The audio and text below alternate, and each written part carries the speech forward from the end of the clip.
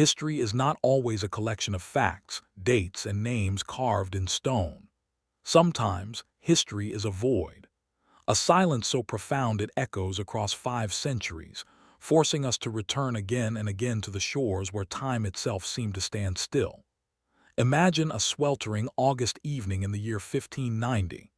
The air is thick, saturated with the scent of salt, decaying cedar, and the heavy humidity of the North Carolina coast. A small group of English sailors, led by a man named John White, steps onto the sandy shores of Roanoke Island. They are shouting into the darkness, blowing trumpets that sound thin and fragile against the vastness of the Atlantic, and singing familiar English tunes. They are desperate for a response. They are looking for their children, their wives, and their future. But the only answer is the rhythmic, indifferent wash of the surf and the mocking cry of a distant gull.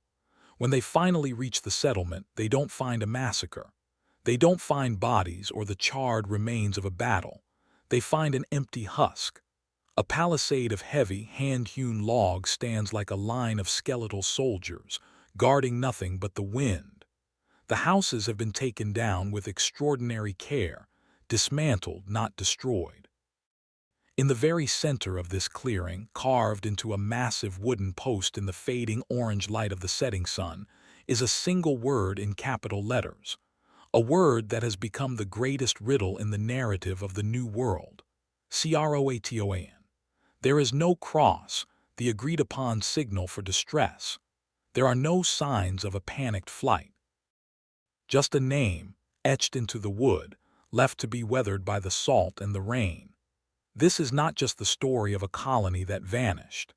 It is a story of how an empire's obsession with the unknown was built upon a foundation of ghosts. To understand why they disappeared, we must look at the blood that was spilled long before the families ever arrived. 6 years before this haunting silence, in the late 16th century, London was a city of feverish, golden dreams. Queen Elizabeth I sat upon a throne that was under constant, suffocating threat. To the south, the Spanish Empire was a titan, fueled by the endless gold of the Aztecs and the Incas, its galleons heavy with the wealth of a conquered continent. King Philip II of Spain viewed the Atlantic as a Spanish lake, and he would not tolerate any challenge to his divine right to the treasures of the West. For Elizabeth, North America was not merely a land for discovery or settlement. It was a strategic necessity. It was a dagger pointed at the heart of the Spanish treasure fleet. Sir Walter Raleigh, a man of sharp intellect and even sharper ambition, was the architect of this vision. He was a poet, a soldier, and a courtier who understood that power in the new age would be held by those who controlled the waves. Raleigh was a favorite of the Queen, a man whose charisma was matched only by his ruthlessness. He never set foot on the shores of Roanoke himself, but his spirit and his hunger haunted every grain of its sand.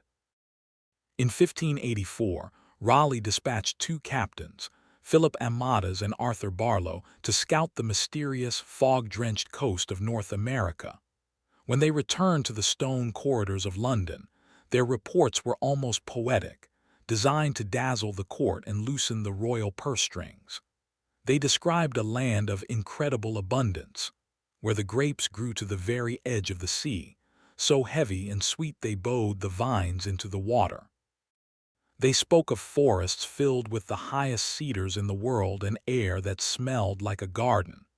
Crucially, they brought back 2 men of the Sixteenth and Croatoan peoples, Manteo and Wanchese. These 2 men were the first fragile bridge between 2 vastly different worlds. In the grand halls of London, Manteo and Wanchese were treated as curiosities, but they were also keen observers. Manteo saw the English as potential allies, teachers of a new technology, and a power that could help his people against traditional rivals. But Wanchese saw something else.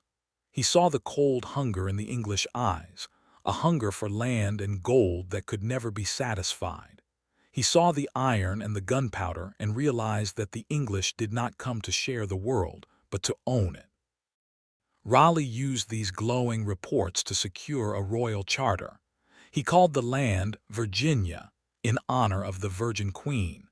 But beneath the romanticism of the royal court, the gears of war were turning. The next expedition wouldn't be composed of artists or explorers. They would be soldiers of fortune, men who knew only the language of the sword. The tragedy of Roanoke is often blamed on the weather or the savagery of the woods, but the true culprit was the dark side of human nature. In 1585, Raleigh dispatched a fleet under the command of Sir Richard Grenville and a military governor named Ralph Lane. These were 107 men, hardened by the brutal, bloody wars in Ireland. They weren't there to plant crops or build a community.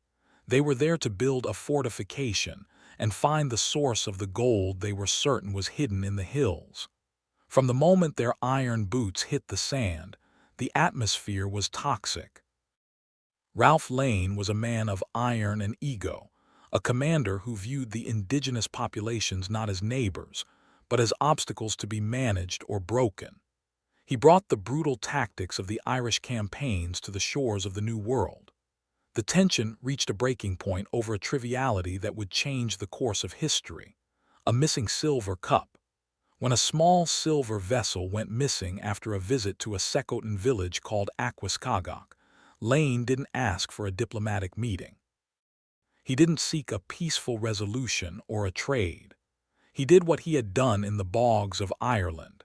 He sent his soldiers to burn the village to the ground and destroy the corn supplies that the people needed to survive the coming winter. In a land where survival depended on the goodwill of the locals, Lane chose the path of fire. It was a declaration of war over a piece of metal. The repercussions were immediate and devastating. The gentle and loving people described by the first scouts were replaced by a silent, watchful resistance. The English, unable to feed themselves and surrounded by enemies of their own making, began to starve.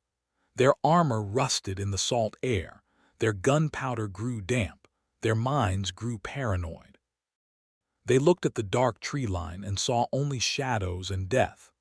When the famous privateer Sir Francis Drake arrived at Roanoke in 1586, fresh from raiding Spanish ports in the Caribbean, he found Lane's men on the verge of total collapse. They abandoned the fort in a panicked flight, leaving behind their journals, their supplies, and even 3 of their own men who were out on a scouting party. They left behind a legacy of ash and bitterness. But in their haste, they also left something else: 15 men, tasked with holding the fort until a new colony arrived. Those 15 men were never seen alive again. Only one skeleton was found a year later, its bones bleached white by the sun, a grim omen of the fate that awaited anyone who dared to stay in the shadow of the Roanoke woods. Despite the smoke of burned villages and the bitter retreat of Ralph Lane's soldiers, Sir Walter Raleigh refused to let his vision of a new world empire die in the ash. But he understood that a fortress of soldiers could not survive alone. He needed a community. He needed people who would root themselves in the soil, not just hunt for gold in the hills. In 1587, Raleigh organized a third expedition. This was not a military unit. It was a civilian venture. 117 souls, men, women, and children, boarded ships in London, carrying with them everything they owned: crates of seeds, iron tools, Bibles, and the hope of a fresh start. Among them was John White, the artist whose watercolors had captured the vibrant beauty of the land, now appointed as their governor. With him were his pregnant daughter, Eleanor, and her husband, Ananias Dare. They were the faces of a new strategy: colonization through family. Their destination was not Roanoke.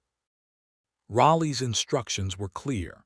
They were to head north to the Chesapeake Bay, where the water was deep enough for large ships and the land was said to be more fertile and less hostile.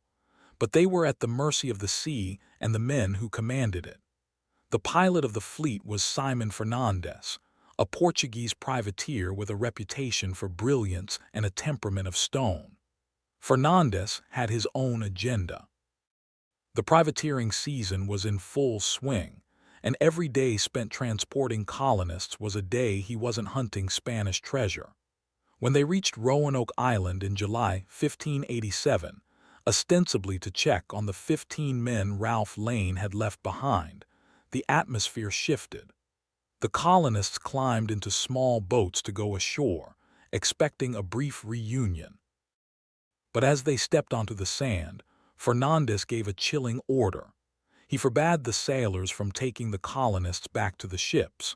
He declared that the summer was far spent, and he would not risk his vessels in the Chesapeake. He forced 117 civilians off the ships and onto the shore of an island that was already a graveyard. The scene they found was a nightmare. The fort Ralph Lane had built was in ruins, overgrown with wild vines that climbed the timber walls like reaching fingers. The houses were empty. And then they found the only remain of the 15 men left behind. A single human skeleton, its bones bleached white by the salt air, scattered across the floor of a ruined cabin. There were no journals, no messages, no signs of where the others had gone. The silence of the island was absolute. Fernandez weighed anchor and disappeared into the Atlantic, leaving the families alone. They had no choice but to rebuild. They repaired the old houses, cleared the encroaching brush, and tried to make peace with the land. And yet, in the heart of this growing dread, a moment of profound significance occurred. On August 18, 1587, inside a humble wooden cabin on the edge of the wilderness, Eleanor Dare gave birth to a daughter. They named her Virginia. Virginia Dare was more than just a child. She was a symbol. She was the first English child born in the New World, a fragile, crying testament to the endurance of the human spirit. For a few brief days, the colony felt a surge of hope, but the reality of their situation soon closed in. They had arrived too late in the year to plant crops. Their food stores were dangerously low. The local Croatoan tribes, still nursing the wounds Ralph Lane had inflicted, watched from the shadows of the forest. One colonist, George Howe, was found dead in the reeds, pierced by 16 arrows while he was out catching crabs. The colonists realized they would not survive the winter without immediate help from England. They begged John White to return. It was an impossible choice for a father and a grandfather. To stay meant potentially watching his family starve. To leave meant abandoning them in a hostile wilderness. On August 27th, just 9 days after his granddaughter's birth, White stood on the shore and looked at the faces of the 117 people who depended on him. He promised to return in 3 months with a fleet of supply ships. He climbed into the boat, watching the small cluster of houses shrink until they were swallowed by the mist of the Atlantic. He had no way of knowing that he was seeing his daughter and granddaughter for the last time. John White arrived in London in late 1587, but he did not find a city ready to send aid. He stepped into a nation gripped by an existential terror. King Philip II of Spain had finally run out of patience with Elizabeth's heretic kingdom. He had commissioned the Invincible Armada, a forest of 130 massive galleons, carrying nearly 30,000 soldiers, designed to crush the English navy and place England under the Spanish crown. Queen Elizabeth issued a desperate order: stay of shipping. Every vessel in England, from the smallest fishing smack to the greatest merchant ships, was seized for the defense of the realm. Raleigh's supply ships, intended for Roanoke, were redirected to the front lines. John White was a prisoner of geopolitics. For 3 long, agonizing years, White remained in England, watching the horizon. He watched the legendary clash of the armadas in the English Channel. He saw the fireships illuminate the night sky as the Spanish giants were broken by the English sea dogs and the Protestant wind. England was saved, but for White, every day of victory was a day of mourning. He knew that across the ocean, time was running out. In 1588, he managed to convince Raleigh to let him take two small, old ships to Roanoke. But the captains were more interested in piracy than rescue. They spent weeks chasing Spanish prizes in the Atlantic, only to be attacked by French pirates. White was wounded in the leg, his ships were plundered, and he was forced to limp back to England, defeated and empty-handed. The years bled into one another. 1588 became 1589. 1589 became 1590.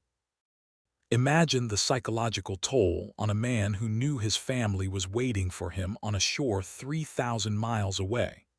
Every storm that battered the English coast, every report of a harsh winter, must have felt like a personal blow. He was a governor without a colony, a grandfather whose only legacy was a child he had known for only 9 days. By the time he finally secured a passage back to Roanoke in the spring of 1590, he was a passenger on a privateering ship, an unwelcome guest among sailors who viewed his mission as a distraction from their hunt for Spanish gold. As the coastline of North Carolina finally appeared through the sea spray in August 1590, John White stood at the prow of the ship, his eyes searching the tree line for any sign of life. He was 3 years late. And the island he was about to step onto was no longer a home, it had become a ghost. August 15, 1590. The evening air was thick with the scent of wood smoke, a smell that should have meant life, but in the eerie silence of Roanoke, it felt like a warning. John White stood in the prow of a small boat as it cut through the choppy, dark waters toward the northern end of the island. He was a man of 50 now, his hair thinned and his face etched with the lines of 3 years of worry. As they neared the shore, they saw a great fire through the trees. They blew their trumpets, they sang out English songs, they shouted the names of their loved ones into the dark. But the only response was the crackle of burning brush and the heavy, humid silence of the American night. The next morning, as the sun climbed over the Atlantic, White finally stepped onto the sand. What he found was not a settlement but a specter. The place where he had left his daughter and granddaughter was transformed. The settlement was enclosed by a high palisade of heavy trees, a defensive wall built with the precision of a military fortification. But the gate was gone. The houses, the homes he had helped plan, were gone. They had not been burned. They had not been torn down in the chaos of a massacre. They had been carefully, methodically dismantled, their timbers and thatch removed as if the inhabitants had simply packed up their lives and moved on.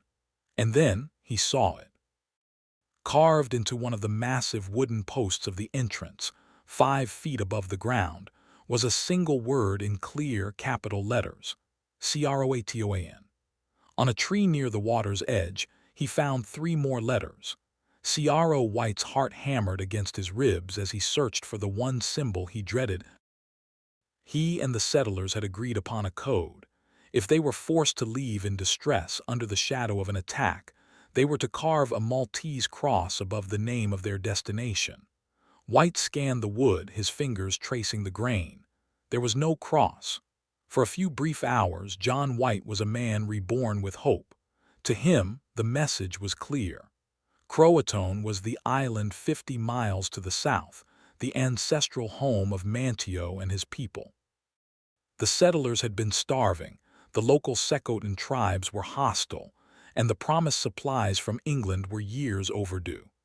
It was only logical that they would seek refuge with their only allies. He imagined his granddaughter, Virginia, now 3 years old, playing on the sun-drenched beaches of Hatteras under the protection of Manteo. But the Atlantic is a cruel master. As White prepared to sail south to find them, the weather turned. A massive summer hurricane, the kind of violent, swirling monster that defines the Outer Banks, rose up with terrifying speed. The privateering ships, already damaged and low on water, began to lose their anchors in the surging tides. 7 sailors were drowned in the heavy surf. The captains, fearing they would be driven onto the treacherous shoals and crushed by the sea, made a cold, pragmatic decision. They would not go to Croatoan. They would not search any further. They weighed anchor and were blown out into the deep ocean, forced to head for the Caribbean to winter, and eventually back to England. John White never returned to America. He spent the remainder of his days in Ireland, a broken man living in the shadow of his failure. In his final surviving letter, written in 1593, he wrote with a devastating, quiet dignity, stating that he committed the relief of his family to the merciful help of the Almighty.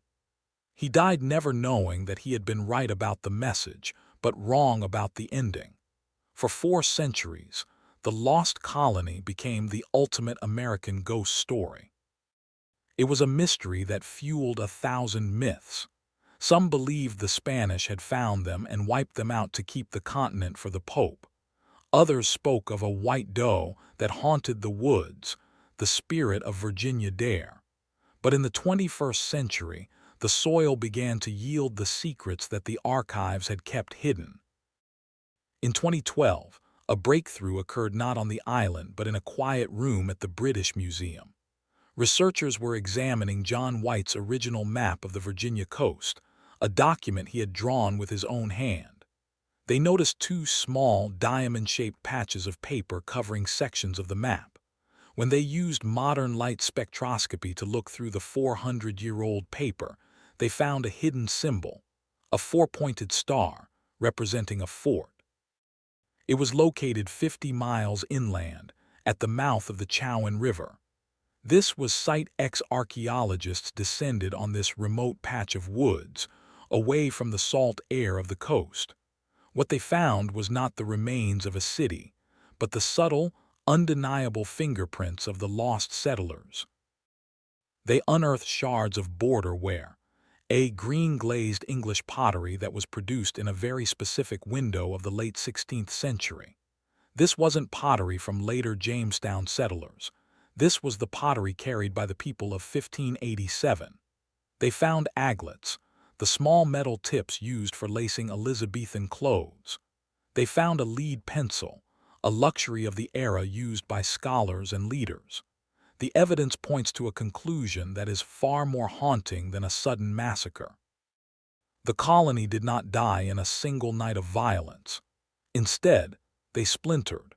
Tree-ring data from ancient cypress trees has revealed that the years between 1587 and 1589 were the period of the most extreme, catastrophic drought in 800 years. The settlers arrived in a paradise that was dying of thirst. They could not grow crops. The local tribes, also struggling to survive, could not support them. Facing total starvation, the 117 people of Roanoke likely made a desperate choice.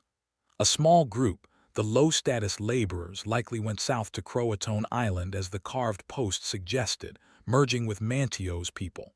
But the high-status group, Eleanor Dare, the leaders, and the children, likely moved inland to the secret location marked on the map. They were waiting for John White. They were waiting for the ships that would never come. They didn't disappear into thin air. They were absorbed into the soul of the continent. In the decades that followed, later explorers spoke of meeting indigenous people with light-colored eyes and hair that grew in soft curls. They heard stories of people who lived in 2-story houses and practiced a religion that involved a single god. One legend speaks of a white queen who ruled among the tribes of the interior. These were not myths. They were the fading echoes of a lost civilization. The tragedy of Roanoke is not that they were destroyed by savages or the elements. The tragedy is that they were forgotten by the empire that sent them.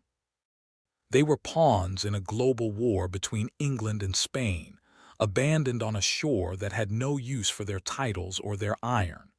Virginia Dare did not grow up to be an English lady in a London court.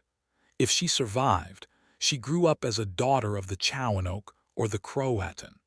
She learned to hunt in the woods that terrified her grandfather. She learned the language of the birds and the tides.